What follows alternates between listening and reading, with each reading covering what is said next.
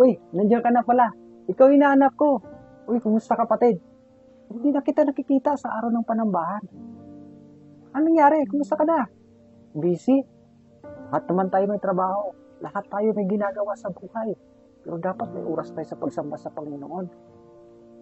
Alam mo ba, yung busy, sabi doon, being under Satan's yoke, be you his wife. Nako, nakakatakot yan.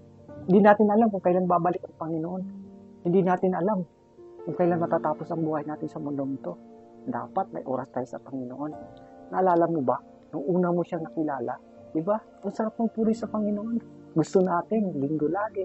Gusto natin, may gawain lagi sa church. Puri tayo, sasamba tayo sa Diyos. Tapos makipag-fellowship sa ating kapatiran. Kailan nawala ka na eh. Namimiss ka namin. Namimiss natin yung bonding natin. Alam mo ba, yung kasayahan sa mundong ito, temporary lang. Pero kapag kasayahan, nakasama mo yung kapatiran, sobrang sarap. Para tayo nasa langit. Kasi ganun ang gagawin natin. Magpupuri, mag-fellowship. Ng buong kapatiran na may Diyos sa buhay. Kaya kapatid, sa linggo, sa anumang gawain, kita tayo ulit. Huwag natin sayangan ang oras na nandito tayo sa mundo ito. Dapat kasama natin si Kristo lagi. Huwag tayong masilaw sa anumang bagay na ginagawa natin. Ang buhay sa mundo ito ay temporary lamang. Kaya hindi natin alam kailan matatapos ang buhay natin. Ngayon, ang gagawin natin ay sumunod sa kalooban ng Panginoon. Kahit anong ginagawa natin, basta kapag araw sa ating Panginoon, bigay natin sa Kanya. Diba, 6 days nagtatrabaho tayo. Yung linggo ay para sa Panginoon. Yan ang disenyo ng Panginoon.